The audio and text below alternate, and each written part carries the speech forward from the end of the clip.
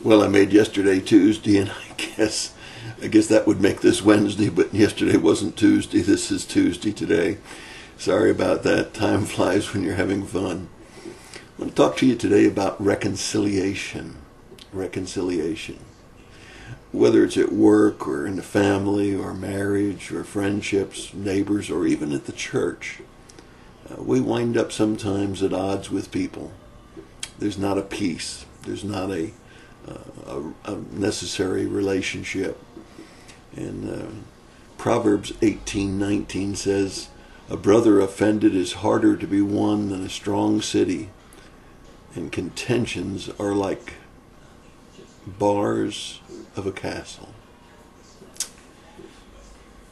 I guess as a pastor, I've seen many times when even church members fell out of sorts with each other. And as a pastor, when you're invited in, only when you're invited in, do you try to reconcile them. There's a story in the Bible about David and Saul. It's found in 1 Samuel chapter 18. They'd returned from fighting the Philistines, and women in the streets were singing songs and rejoicing in the victory. But they weren't thinking about what they were singing. They sang, "Saul has slain his thousands, while David has slain his 10,000s. Well, as with all male pride, Saul was angry. He was jealous. He was hurt. It says in verse 9, Saul looked at David with suspicion from that time on. Now, that's really interesting when you think about it, because David hadn't done anything. All David did was go out and fight the Philistines. It was the ladies that were insensitive, not David. But I think lots of times disagreements and conflicts come from just exactly that. Not anything that one person did, but rather how somebody else interpreted something. David tried diligently to reconcile. He tried many different ways, by getting away from Saul, by recommitting himself to Saul, with his allegiance with Jonathan, Saul's son. He did a lot of things. What are the signs of problems? Well, the first sign is probably avoidance. People avoid each other. The second sign is probably irritability. That is, they're irritated easily. And the third is probably silence. But if you think about all of those things, they'll do nothing towards reconciliation. Avoidance won't reconcile a problem. Irritability will only make the problem worse. And silence will never get out what the issues are. What makes it worse is to ignore it, attack back, or manipulate, involve others unnecessarily, or deny there's even a problem. What's our model for reconciliation? Well, the Bible gives us very good guidelines for reconciliation. In 2 Corinthians chapter 5, verse 19, it says that we need to be sure that we are not counting trespasses. Now, remember, David did nothing.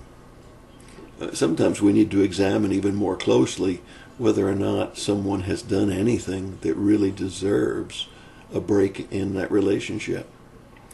1 John 4, 9 and 10 says we need to have the love of God in our hearts. Thirdly, it says that we need to humble ourselves, Philippians 2:8. You see, particularly with males, we have so much pride. So hard to humble ourselves. So hard to take the time to explain what's going on in our lives. And then in Romans chapter 5, verse 8, it says that we need to make the first move. You see, that's what God did with us. While we were helpless at the right time, God came to us and provided a way of escape for us from the sin that we have in our lives. Yes, when we were still sinners, Christ died for us. Sometimes we need to humble ourselves and make the first move to reconcile a situation.